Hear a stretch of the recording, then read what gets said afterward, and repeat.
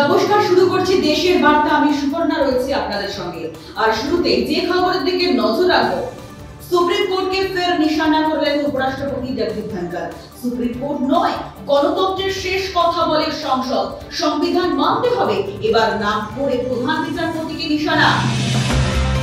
Supreme কোর্টের সঙ্গে সরাসরি সংঘাতে উপরাষ্ট্রপতি প্রধান বিচারপতির কাকার প্রসঙ্গ টেনে বললেন, জরুরি অবস্থার চেয়ে খারাপ হয়নি দেশের পরিস্থিতি, রাষ্ট্রপতিকে নির্দেশ দিতে পারে না প্রধান বিচারপতি। বিচার ব্যবস্থায় শেষ কথা বলে জানালো কেন্দ্রীয় সরকার। সুপ্রিম কোর্টের রায় শিরোধার্য। বিজেপি সাংসদ নিশিকান্ত দুবেকে নিয়ে চাপে সরকার। সুপ্রিম কোর্টের রায় নিয়ে ক্ষোভ প্রকাশ করেছিলেন নিশিকান্ত।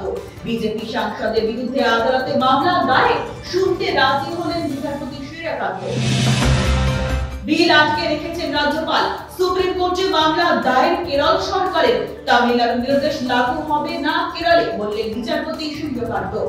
নতুন করে মামলার শুনানি, কেরল সরকারের বিল আটকে রাখার অভিযোগ রাষ্ট্রপতির বিরুদ্ধে, থমকে রয়েছে প্রকল্পের কাজ।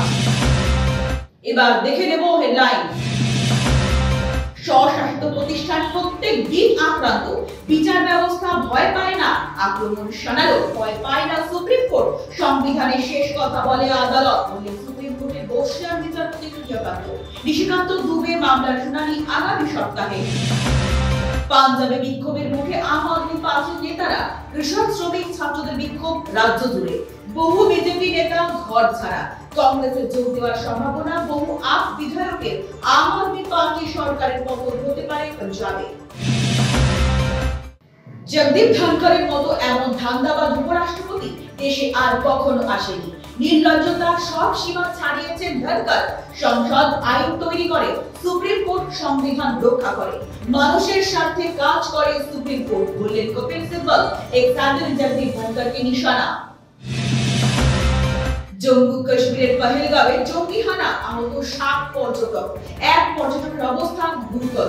পহেলগাঁও পর্যটকদের কাছে আকর্ষণীয় স্থান, জঙ্গিদের নিশানায় পর্যটকরাই চিরুনি তল্লাশি অনন্তনাগে।